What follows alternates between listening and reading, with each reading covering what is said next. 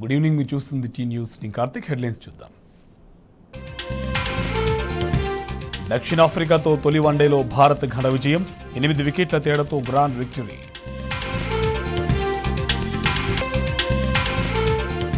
Mid Maneru నుంచి రంగనాయక సాగర్కు నీళ్లు వదలండి, సిద్దిపేట జిల్లాలో యాసంగికి నీళ్లివ్వాలని హరీష్ రావు లేఖ.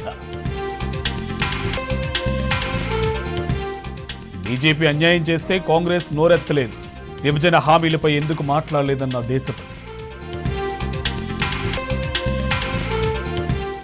ముక్కోటి ఏకాదశికి భద్రాద్రిలో భారీ ఏర్పాట్లు, పరిశీలించిన జిల్లా కలెక్టర్, ఎస్పీ. తమిళనాడులోని మధురైలో ఘోర రోడ్డు ప్రమాదం, ములుగు జిల్లాకు చెందిన 3 అయ్యప్ప భక్తులు దుర్మరణం. భూదాన్ పోచంపల్లిలో 350 లీటర్ల కల్తీ పాలు సీజ్, 2 అరెస్ట్ చేసిన పోలీసులు.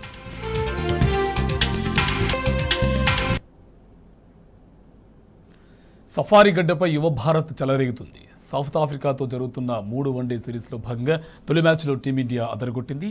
బ్యాటింగ్, బౌలింగ్ విభాగాల్లో సమిష్టిగా చెలరేగిన టీమిండియా 8 వికెట్ల తేడాతో సౌత్ ఆఫ్రికాను చిత్తు చేసింది. వాండర్ వేదికగా జరిగిన ఈ మ్యాచ్లో భారత్ ఆల్రౌండ్ షోతో చెలరేగింది. టాస్ గెలిచి బ్యాటింగ్ ఎంచుకున్న సౌత్ ఆఫ్రికాను 116 పరుగులకే ఆల్అౌట్ చేసింది.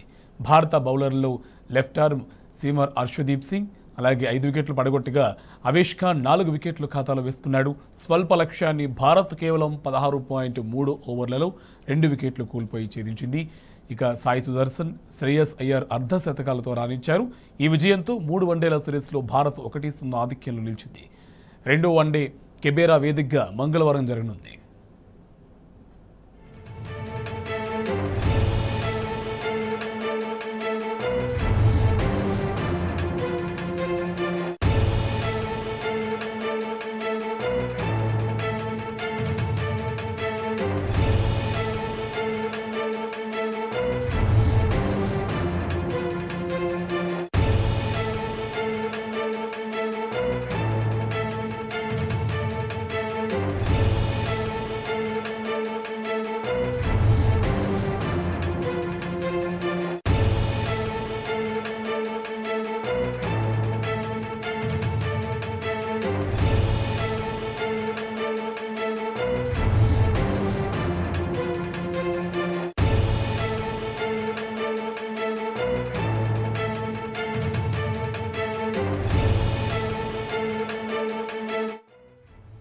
సఫారీ గడ్డపై యువ భారత్ చెలరేగుతుంది. సౌత్ ఆఫ్రికాతో జరుగుతున్న 3 వన్డే సిరీస్లో భాగంగా తొలి మ్యాచ్లో టీమిండియా అదరగొట్టింది.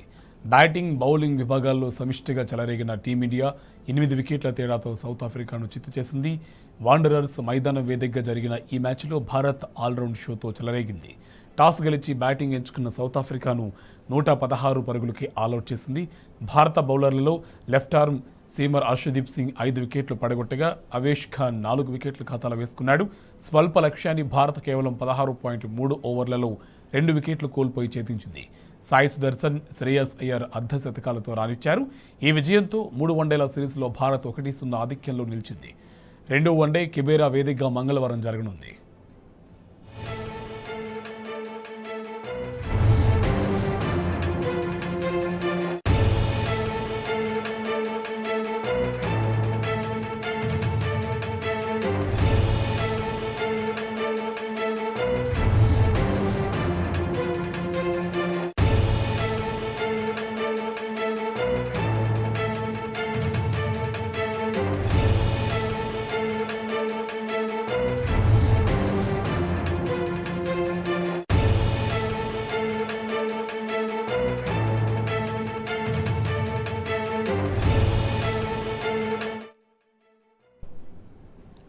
ఎంపీ టికెట్ కోసమే బండి సంజయ్ బీఆర్ఎస్ అధినేత కేసీఆర్పై విమర్శలు చేశారని మాజీ ఎమ్మెల్యే సుంకె రవిశంకర్ మండిపడ్డారు.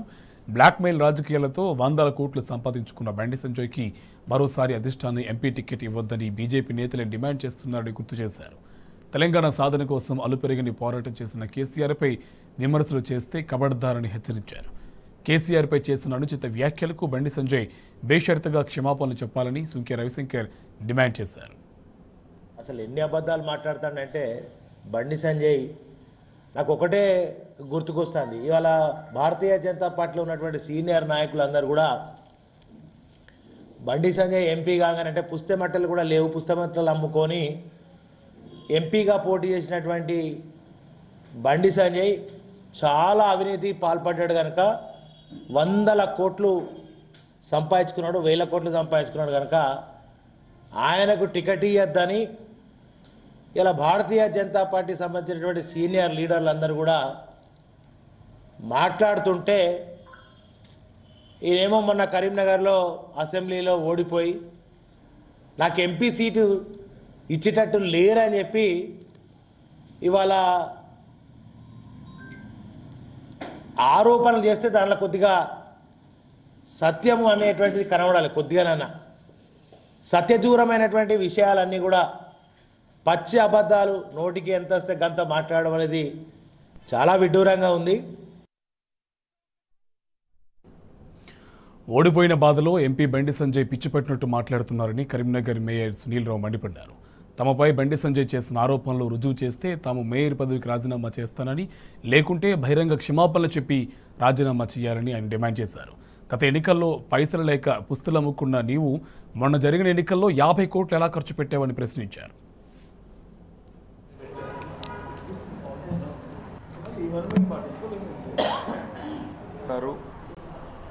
మరియు ఇతర మిత్రులు పాల్గొంటూ ఉన్నారు.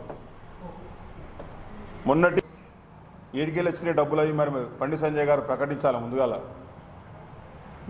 టీఆర్ఎస్ పార్టీ కాకుండా సొంత బీజేపీ పార్టీ నాయకులు ఎవ్వరు కూడా దగ్గరికి రాకపోతే లక్షల రూపాయలు ఒక్కొక్కరు లక్షల రూపాయలు ఇచ్చి వాళ్ళని మచ్చిగా చేసుకొని మళ్ళీ నీ ఎంబడి ప్రచారంలో పాల్గొనేలా చేసుకున్నావు. మరి ఆ డబ్బులు ఎక్కడి నుంచి వచ్చినాయి? ఆ దుస్థితి సొంత పార్టీ బీజేపీ నాయకులకు డబ్బులు ఇవ్వాల్సినటువంటి దుస్థితి నీకు ఎందుకు వచ్చిందో మరి నువ్వు ఫస్ట్ ఆత్మవిమర్శ చేసుకోవాలి. ఆ డబ్బుల నుంచి ఎక్కడికొచ్చు సమాధానం చెప్పాలి. మరి మమ్మల్ని మాలోని ప్రజాప్రతినిధులు చాలామంది, మా కార్పొరేటర్ మిత్రులను, మా కౌన్సిలర్లను, మా సర్పంచ్లను ప్రలోభపెట్టింది చాలామందిని. ఎవరు కూడా ప్రలోభానికి లొంగలేదు. ఎవరు కూడా ప్రలోభానికి లొంగలేదు. కొంతమంది ఒకరో ఇద్దరో ముగ్గురో నలుగురు లొంగిన వాళ్ళని 1 కోటి రూపాయలు ఇచ్చి కొన్నాడు. ఆ లొంగకపోవడంతో ఈరోజు మా ప్రజాపతిని మీద విమర్శలు చేస్తూ ఉన్నాడు. అవినీతి చేస్తున్నారనో ఇది చేస్తున్నాం. మరి నువ్వు 5 సంవత్సరాలకి వెళ్ళి ఎంపీగా ఉన్నావు కదా. 5 సంవత్సరాలకి వెళ్ళి ఎంపీగా ఉన్నప్పుడు ఎందుకు నువ్వు మా ఏదైనా అవినీతి జరిగితే ఎందుకు ప్రశ్నించలేదు?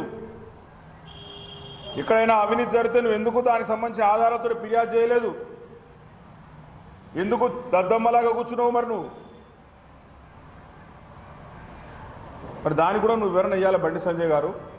ఎవరో 4 గుట్కా వ్యాపారులు ఎంబడేసుకొని ప్రజల ప్రాణాలతోటి చెలగాటమాడి గుట్కా అమ్ముకొని కోట్లాది రూపాయలు సంపాదించుకున్నటువంటి 3-4 నాయకులు ఎంబడేసుకొని వాళ్ళతోటి నువ్వు ప్రెస్ మీట్ పెట్టించి వాళ్ళని నువ్వు ఎంబడేసుకొని ఎన్నికల్లో తిరిగితే నువ్వు గెలుస్తావనుకోవడం చాలా భ్రమ.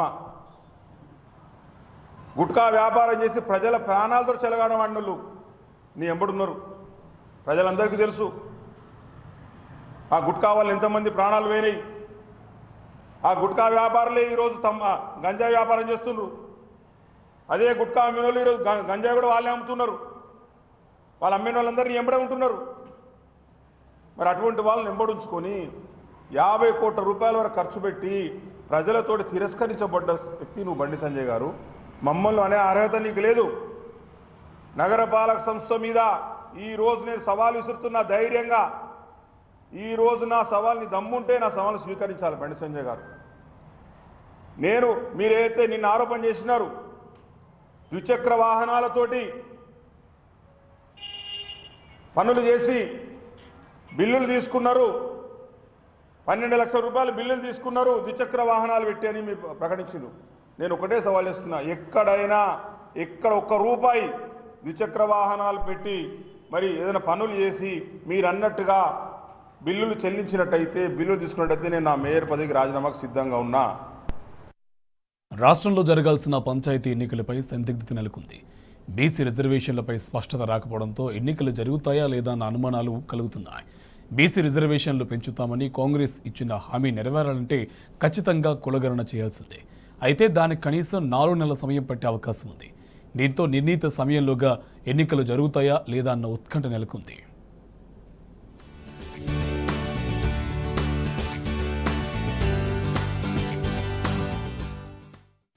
రాష్ట్రంలో వచ్చే ఏడాది జనవరిలోగా జరగాల్సిన సర్పంచ్ ఎన్నికలపై సందిగ్ధం నెలకొంది. బీసీ కమిషన్ నివేదిక ఆధారంగా స్థానిక సంస్థల్లో బీసీ రిజర్వేషన్లు కేటాయించాలని గతంలోనే సుప్రీంకోర్టు తీర్పునిచ్చింది. ఈ విషయంపై వివిధ రాష్ట్రాల్లో తెలంగాణ బీసీ కమిషన్ అధ్యయనం నిర్వహించింది. కానీ ఇంకా ప్రభుత్వానికి నివేదిక ఇవ్వలేదు. సుప్రీంకోర్టు ఆదేశాల ప్రకారం సర్పంచ్ ఎన్నికలు జరగాలంటే బీసీ కమిషన్ నివేదిక తప్పనిసరి. అలాగే కాంగ్రెస్ పార్టీ కామారెడ్డిలో విడుదల చేసిన బీసీ డిక్లరేషన్ ప్రకారం చూసినా ఇప్పట్లో సర్పంచ్ ఎన్నికలు జరిగే అవకాశాలు కనిపించడం లేదు. ప్రస్తుతం స్థానిక సంస్థల్లో ఉన్న బీసీ రిజర్వేషన్ 23% నుంచి 42% పెంచి సంబంధిత వర్గాలకు రాజకీయ ప్రాతినిధ్యం పెంచుతామని ఆ పార్టీ స్పష్టమైన హామీనిచ్చింది. అది జరగాలంటే బీసీ కులగణన అయినా చేయాలి, లేదా ఓటర్ల ఆధారంగా కులగణన చేస్తే తప్ప సర్పంచ్ ఎన్నికలు సాధ్యం కాదని రాజకీయ విశ్లేషకులు చెబుతున్నారు. ఈ పరిస్థితుల్లో సర్పంచ్ ఎన్నికలు జరుగుతాయా లేదా అన్న దానిపై ఉత్కంఠ నెలకొంది.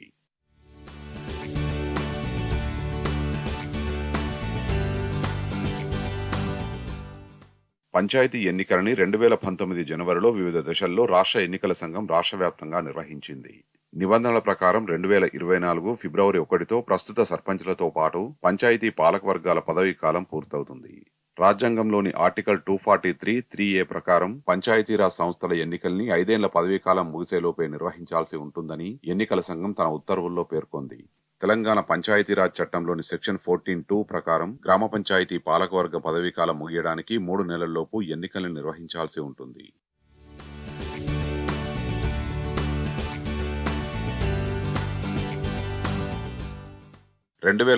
జనవరిలో జరిగిన సర్పంచ్ ఎన్నికల సమయంలోనూ సుప్రీంకోర్టు పలు మార్గదర్శకాలను విడుదల చేసింది.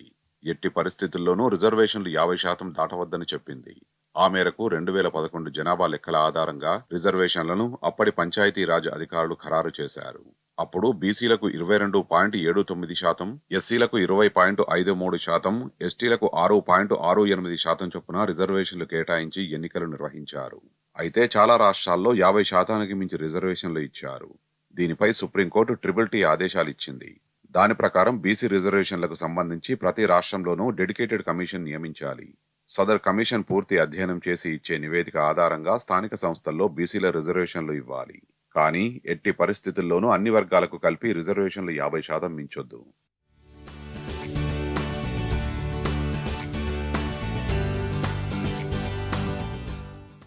ఈ ఆదేశాలను పరిగణలోకి తీసుకుని బీఆర్ఎస్ ప్రభుత్వ హయాంలోనే రాష్ట్ర బీసీ కమిషన్ వక్లాభరణం కృష్ణమోహన్ రావు ఆధ్వర్యంలో కమిషన్ ఏర్పాటు చేశారు. ఈ కమిషన్ కర్ణాటక, మధ్యప్రదేశ్, తమిళనాడులో పర్యటించి స్థానిక సంస్థల రిజర్వేషన్లను అధ్యయనం చేసింది. కొన్ని రాష్ట్రాల్లో బీసీ కులగణన చేసి రిజర్వేషన్లు అమలు చేశారు. మరికొన్ని రాష్ట్రాల్లో ఓటర్ జాబితా ఆధారంగా బీసీల సంఖ్యను గుర్తించి రిజర్వేషన్లు కల్పించారు. కమిషన్ ఈ విషయాన్ని ప్రభుత్వానికి నివేదించింది. ఈలోగా ఎన్నికల కోడ్ రావడంతో ప్రక్రియ ఆగిపోగా ప్రస్తుత ప్రభుత్వం దీనిపై నిర్ణయం తీసుకోవాల్సి ఉంది. ఇక కులగణన ఆధారంగా రిజర్వేషన్లు కల్పించాలంటే ఇంటింటా తిరిగి కులగణన చేయాలి. ఇలా చేయాలంటే కనీసం 2-3 నెలలైనా పడుతుంది. లేదా ఓటర్ జాబితా ఆధారంగా కులగణన చేయాల్సి ఉంటుంది. కులగణన కన్నా ఓటర్ జాబితా ఆధారంగా చేయడానికి కొంత సమయం తక్కువ పడుతుంది. ఈ 2 పద్ధతుల్లో ఏదో ఒకదానికి ప్రభుత్వం ఆమోదముద్ర వేయాల్సి ఉంటుంది. అలా చేసిన తర్వాత సదరు గణాంకాలను బీసీ కమిషన్ ప్రభుత్వానికి నివేదిస్తుంది. వాటి ప్రాతిపదికగా మాత్రమే బీసీ రిజర్వేషన్లు కేటాయించాల్సి ఉంటుందని నిపుణులు చెబుతున్నారు.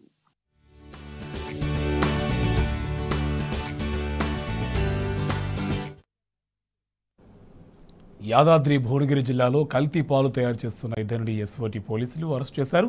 భూదాన్ పోచంపల్లి మండలం కణుముక్కల్లో పాండు అనే వ్యక్తిని అరెస్ట్ చేసి 150 లీటర్ల కల్తీ పాలను కల్తీ చేయడానికి వాడి ఇతర సామగ్రిని సీజ్ చేశారు. అటు గౌస్కొండ గ్రామంలో కల్తీ పాల వ్యాపారం చేస్తున్న అస్గర్ అనే వ్యక్తిని అదుపులోకి తీసుకున్నారు. 200 లీటర్ల కల్తీ పాలతో పాటు సామగ్రిని స్వాధీనం చేసుకున్నారు.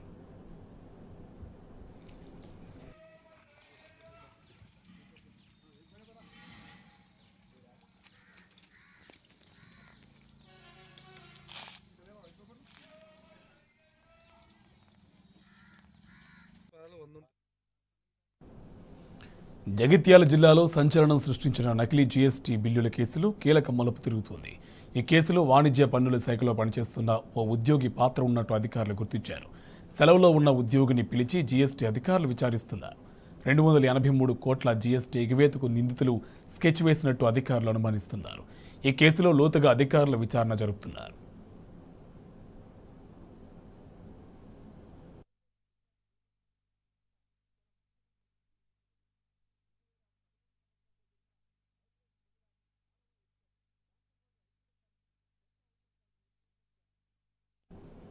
మంచిర్యాల జిల్లాలో దారుణం జరిగింది.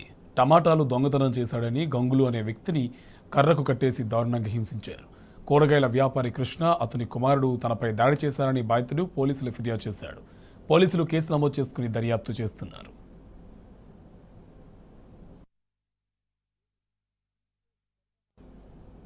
భద్రాచలం ముక్కోటి శోభ సంతరించుకుంది. రామనామ స్మరణతో భద్రగిరులు పులకరించిపోతున్నాయి. వైకుంఠ ఏకాదశి అధ్యయనోత్సవాల్లో రామయ్య దర్శనం కోసం భక్తులు భారీగా తరలివస్తున్నారు. ఈ నెల 22న పుణ్యగోదావరిలో సీతారాముల తెప్పోత్సవం, 23న ఉత్తర ద్వార దర్శనం కోసం చకచక ఏర్పాట్లు జరుగుతున్నాయి.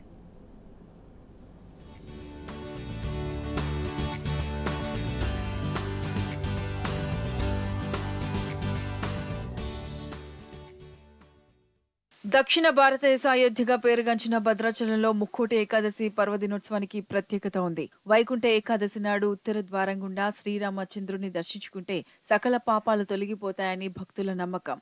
భద్రాచల రామయ్య దర్శనం కోసం ముక్కోటి నాడు దేశ విదేశాల నుంచి భక్తులు తరలి వస్తుంటారు. ఈ ఏడాది కూడా భారీగా భక్తులు తరలి వస్తుండటంతో పెద్ద ఎత్తున ఏర్పాట్లు చేస్తున్నారు దేవాలయ అధికారులు. ఈ నెల 13న మొదలైన వైకుంఠ ఏకాదశి అధ్యయనోత్సవాలు జనవరి 2వ తేదీ వరకు కొనసాగుతాయి. జనవరి 3 నుంచి 8వ తేదీ వరకు ప్రత్యేక పూజలు, విలాసోత్సవాలు, సర్వదేవత అలంకారమైన విశ్వరూప సేవ ఉంటుంది.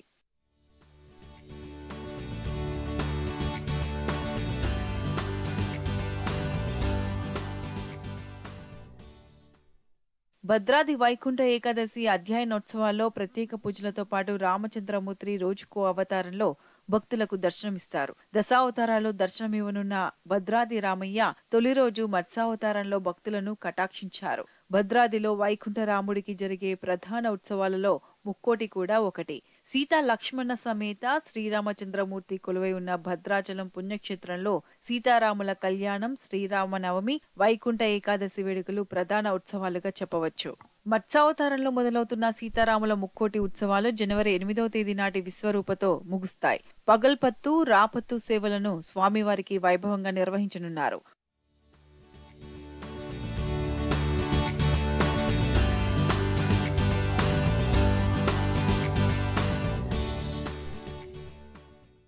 ముక్కోటి ఉత్సవాలకు సుమారు 1,00,000 మంది భక్తులు తరలివస్తారని అంచనా. ఈ నేపథ్యంలో ఆలయ అధికారులు భక్తులకు కావలసిన అన్ని ఏర్పాట్లు చేశారు. వసతి, తాగునీరు, పారిశుద్ధ్యం, ప్రాథమిక చికిత్స కేంద్రాలు, స్వామివారి లడ్డు ప్రసాదాలు, సెక్టార్ టికెట్లు ఏర్పాట్లు పూర్తి చేశారు. సుమారు 1,20,00,000 వ్యయంతో ముక్కోటి ఏర్పాట్లు చేపట్టారు.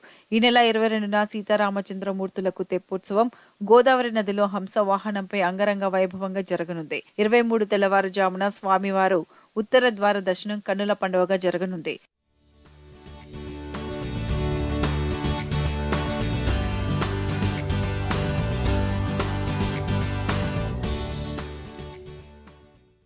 ఉత్సవాలకు వచ్చే భక్తులకు ఎలాంటి అసౌకర్యం కలగకుండా అధికారులు అన్ని ఏర్పాట్లు చేస్తున్నారు. ఇప్పటికే భక్తులకు స్వామివారి ఆహ్వానం పలుకుతూ స్వాగత ద్వారాలు ఏర్పాటు చేశారు. భక్తుల కోసం 2 లక్షల స్వామివారి లడ్డు ప్రసాదాన్ని సిద్ధం చేస్తున్నారు. ఉత్తర ద్వార దర్శనం కోసం ఇప్పటికే ఆన్లైన్లో టికెట్లు, ఆయా కార్యాలయాల్లో టికెట్లు విక్రయాలు చేస్తున్నారు. విద్యుత్ దీపాల అలంకరణతో దేవస్థానం కొత్త శోభను సంతరించుకుంది. స్వాగత తోరణాలు, ద్వారాలు, భక్తుల కోసం సూచిక బోర్డులు ఏర్పాటు చేశారు.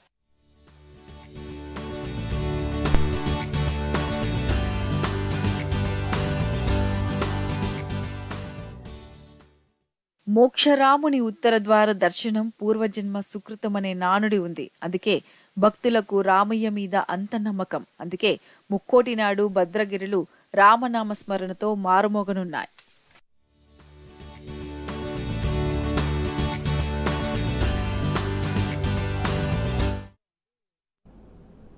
భద్రాచలంలో ఈ నెల 22, 23వ తేదీలో జరగనున్న తెప్పోత్సవం, ఉత్తర ద్వార దర్శనం ఏర్పాట్లను భద్రాద్రి కొత్తగూడెం జిల్లా కలెక్టర్ ప్రియాంక అల, జిల్లా ఎస్పీ వినీత్ పరిశీలించారు.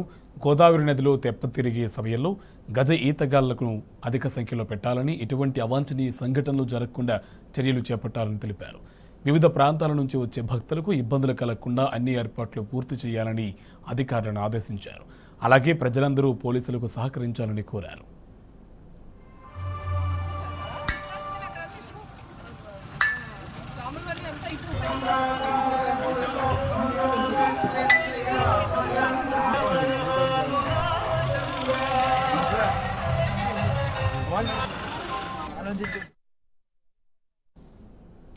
యాదాద్రి శ్రీ లక్ష్మీ నరసింహస్వామి వారి సన్నిధిలో ధనుర్మాస ఉత్సవాలు అంగరంగ వైభవంగా ప్రారంభమయ్యాయి. 30 రోజుల పాటు ధనుర్మాస ఉత్సవాలు నిర్వహించనున్నారు. ప్రతిరోజు సూర్యోదయానికి ముందే గోదాదేవి వ్రతపర్వం, మార్గలి, పాసురాల పఠనం నిర్వహించనున్నారు. మొదటి రోజు అమ్మవారికి తిరుప్పావై కార్యక్రమం మంగళ వాయిద్యాల నడుమ ఘనంగా జరిపారు.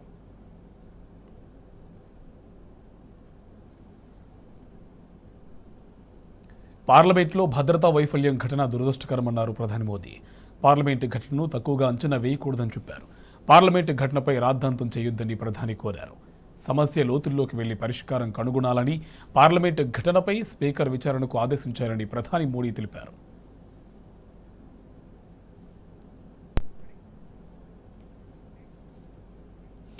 హైదరాబాద్ దుండిగల్ ఎయిర్ ఫోర్స్ అకాడమీలో కంబైన్డ్ గ్రాడ్యుయేషన్ పరేడ్ ఘనంగా జరిగింది. దేశ రక్షణ శాఖ మంత్రి రాజ్నాథ్ సింగ్ ముఖ్య అతిథిగా పరేడ్కు హాజరయ్యారు. పరేడ్లో 213 మంది యువ పైలట్లు చేసిన సైనిక విన్యాసాలు అబ్బురపరిచాయి. ఇతర దేశాలకు చెందిన సైనిక అధికారులు విన్యాసాల్లో పాల్గొన్నారు. Pilatus PC-7 training aircraft, Sukhoi 30, అలాగే సారంగ్ హెలికాప్టర్లతో చేపట్టిన విన్యాసాలు ఆకట్టుకున్నాయి.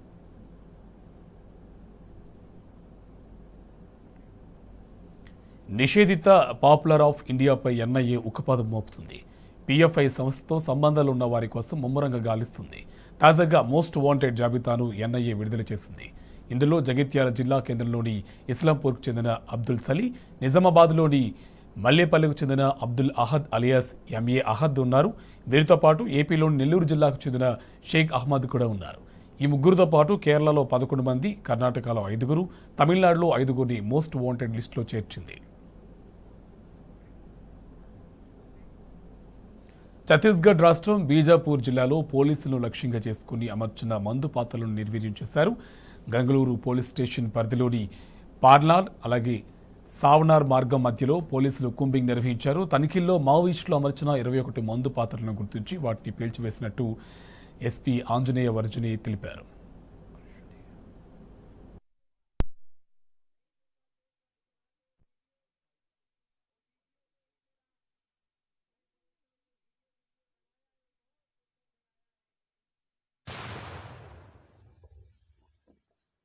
आज दिनांक 16 दिसंबर को नवीन स्थापित कैंप पालनार से BDS बीजापुर की एवं BDS CRPF 222 की संयुक्त टीम रवाना हुई थी, जिसका उद्देश्य पालनार से सावनार के मध्य निर्माणाधीन।